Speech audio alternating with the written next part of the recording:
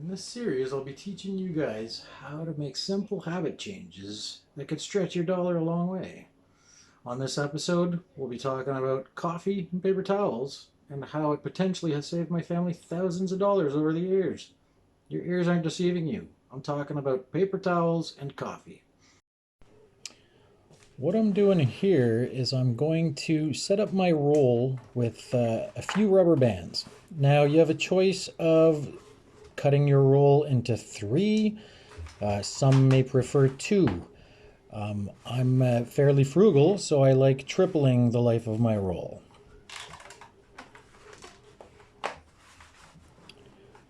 Now that I've set my rubber bands as straight as possible, I'm going to use a very, very sharp knife. The sharper the better, that way it doesn't tear through the paper, rather it'll cut nicely.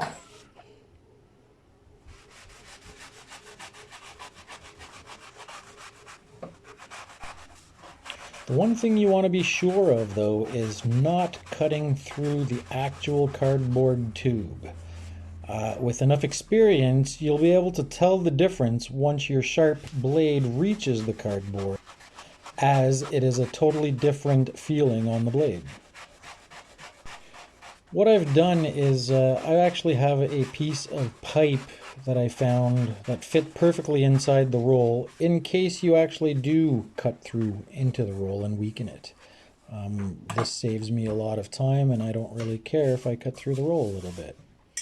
Now, if you don't have the luxury of having a steel pipe, you can use your old roll, give it a crease, and shove it in as well.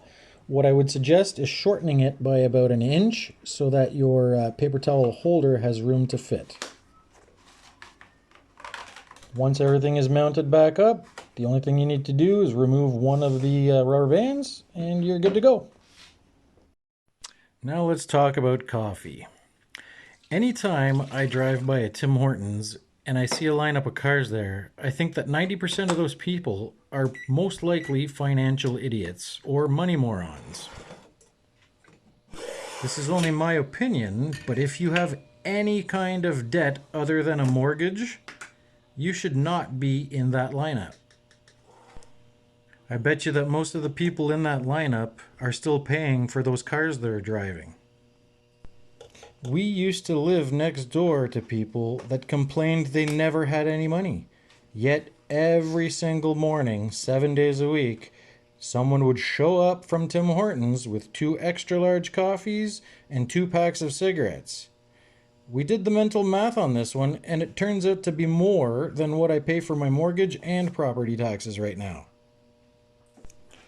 It even blows my mind even more when I think about this one guy I used to work with, who told me he used to use a food delivery service to order a single coffee. That means his coffee cost him over $8. If you want to enjoy some great coffee and not break the bank, you can follow these few tips.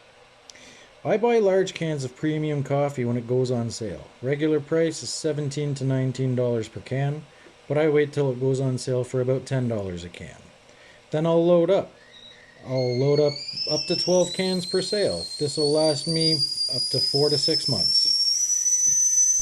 Seeing how frugal I am, I actually did the math. Each can gives me 130 individual cups of coffee, or about 65 travel containers full. If you think about it, that's about $130 worth of coffee from that lineup of morons, where it only costs me about $10. And I'm so frugal that I use a French press to avoid having to buy coffee filters. Besides, that's the best way you get the flavor out of that coffee. If you enjoyed the contents of this video, please give a thumbs up, share, and subscribe. It'll help me go a long way. Cheers.